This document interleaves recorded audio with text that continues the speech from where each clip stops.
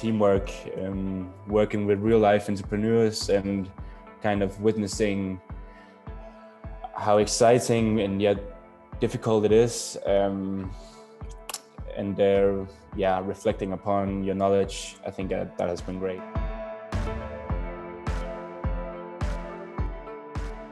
I think being able to identify and solve a problem and being able to work in these multicultural teams with people who have very different both social and educational backgrounds is a super good skill to have. I learned a lot about how startups work in general. It was really exciting to work together with new startups and learning what their problem was and how to solve it. And yes, really work with something real, some real problems.